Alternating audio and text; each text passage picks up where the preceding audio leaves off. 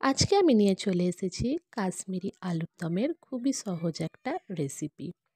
শীতের রাত্রে রুটি, লুচি, পরোটা সব কিছুর সঙ্গেই কিন্তু এই কাশ্মীরি আলুর দমটা খাওয়া যেতেই পারে।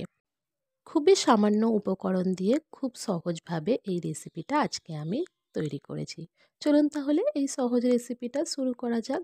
তার জন্য আমি এখানে ছোট সাইজের নতুন আলুকে ১ চা চামচ লবণ দিয়ে ২টো সিটি দিয়ে সেদ্ধ করে নিয়েছি। আলুটা এখানে 50% এর মতো সিদ্ধ হয়ে আছে। এইরকম ছোট আলু বাড়িতে না থাকলে কিন্তু বড় আলুকেও দুভাগে কেটে এই আলুর দমের রেসিপিটা বানানো যায়। আলুর খোসা ছাড়িয়ে আলুকে একটা কাঁটা চামচের সাহায্যে এইভাবে ছিদ্র করে দিচ্ছি, যাতে এর মধ্যে মশলা খুব ভালো করে ঢুকে যায়। তারপর একটা আমি মশলা রেডি করে নেব, যার জন্য এখানে আমি ৪ চা চামচ দই নিয়েছি। দইয়ের মধ্যে আমি দিয়ে দিলাম স্বাদ অনুযায়ী লবণ, হাফ চা চামচ হলুদ গুঁড়ো, হাফ চা চামচ জিরের গুঁড়ো, ১ চা চামচ কাশ্মীরি লাল লঙ্কার গুঁড়ো।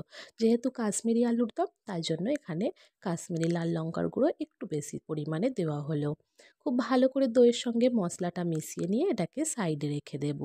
এখানে আমি ৮-১০টা কাজু বাদাম একটু গরম জলে ভিজিয়ে রেখেছিলাম। এই কাজু বাদামের একটা পেস্ট রেডি করে রেখে দেব। এরপর কড়াইয়ে আমি দিয়ে দিচ্ছি বড় চামচের ২ চামচ সাদা তেল।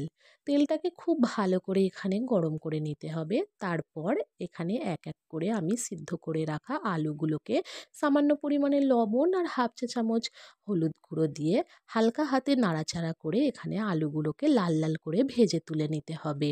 আলু কিন্তু খুব বেশি নাড়াচাড়া করবেন না, একটু হালকা হাতে আলুটাকে নাড়াচাড়া করে ভাজতে হবে, না হলে কিন্তু আলু সেদ্ধ আছে ভেঙে যেতে পারে।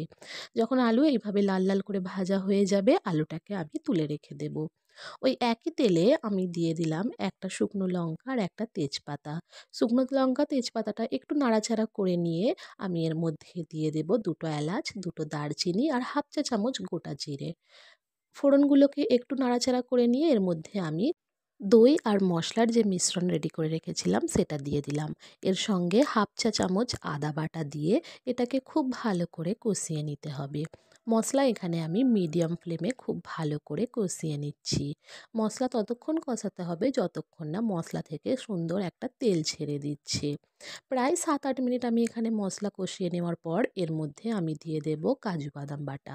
কাজু বাদাম বাটাটা দিয়েও আবারও আমি লো ফ্লেমে মশলাটাকে ভালো করে কষিয়ে নেব। প্রায় ২-৩ মিনিট আমি এখানে মশলাটাকে খুব সুন্দর করে কষিয়ে নিয়েছি। দেখতেই পাচ্ছেন মশলা খুব ভালো করে কষানো হয়ে গেছে। তখন আমি এর মধ্যে দিয়ে দেব সিদ্ধ করে ভেজে রাখা আলু। আলুটা দিয়ে আবারও এটাকে মশলার সঙ্গে আলুটাকে খুব ভালো করে নাড়াচাড়া করে মিশিয়ে নিতে হবে। এইভাবে একবার বাড়িতে নিরামিষ এই আলুর দমটা বানিয়ে দেখুন, খেতে কিন্তু খুবই ভালো লাগবে। যদি আমার ভিডিও ভালো লাগে থাকে, অবশ্যই আমার চ্যানেলটাকে সাবস্ক্রাইব করার অনুরোধ রইল। ভিডিওর কোনো উপকরণ যদি বুঝতে অসুবিধা হয়, ডেসক্রিপশানে কিন্তু সমস্ত উপকরণ লেখা থাকবে। এবার আমি এখানে দিয়ে দিলাম হাফ চা চামচ চিনি। চিনিটা একটু আগে দিলাম যাতে আলুর মধ্যে চিনিটা খুব ভালো করে ঢুকে যায়। তারপর আমি এখানে দিয়ে দেব গরম জল।